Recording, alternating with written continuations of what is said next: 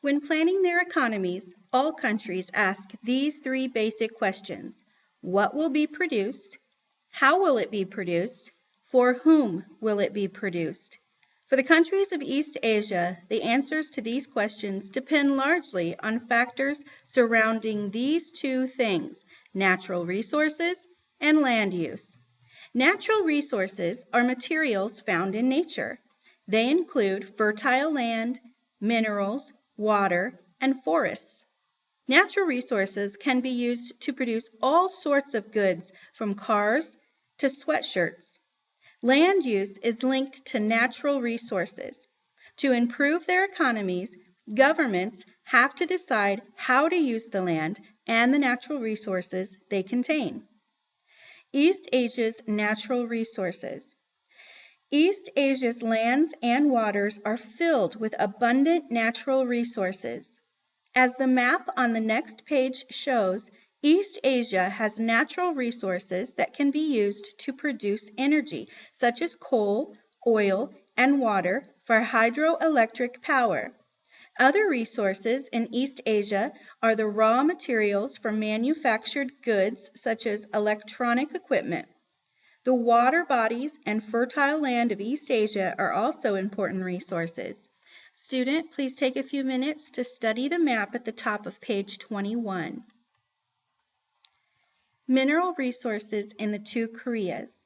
East Asia has plenty of mineral resources, but they are unevenly distributed.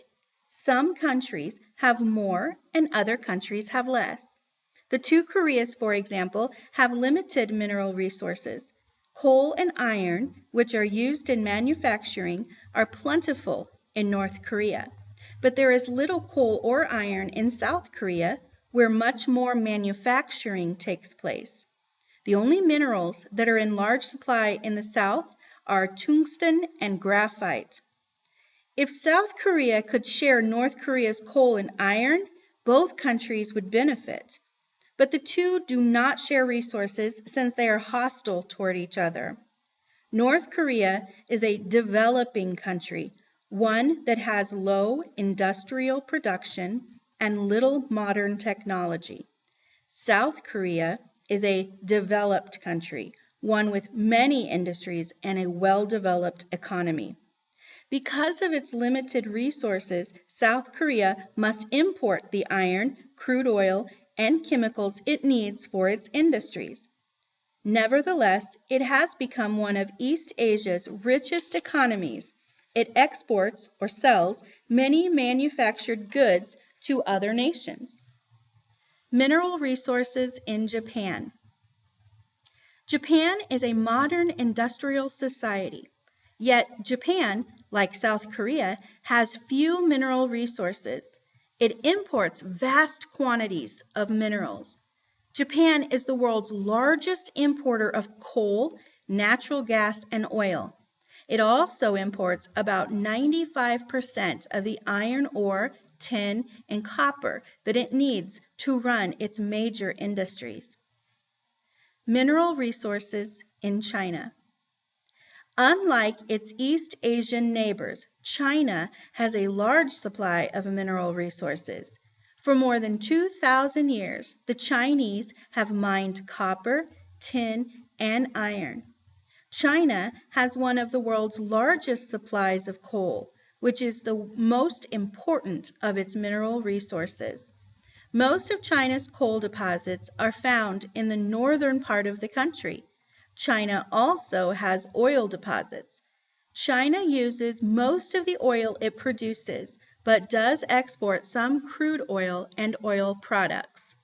Students, please answer all of the questions in your packet on page 9. Water for energy production. The rugged mountains and heavy rainfall of East Asia are perfect for developing water power. Using the power of East Asia's swiftly flowing rivers is important to the region's industrial development. However, building dams to collect water is costly. It is even more costly to build power plants that produce hydroelectricity. Hydroelectricity is electricity produced by using the power of flowing water. In 2002, China produced about 17% of its electricity from hydroelectric power. The Chinese government expects this figure to increase when China finishes building the Three Gorges Dam across the Chang River. The Three Gorges Dam will be 1.5 miles wide and more than 600 feet high. China is building the dam not only to produce electricity, but also to control the frequent floods of the Chang River. Students, take a few moments to answer the questions under water for energy production and also to look at the pictures and read the captions. Water for aquaculture. East Asia's ocean and inland waters have been an important source of food for the region's people.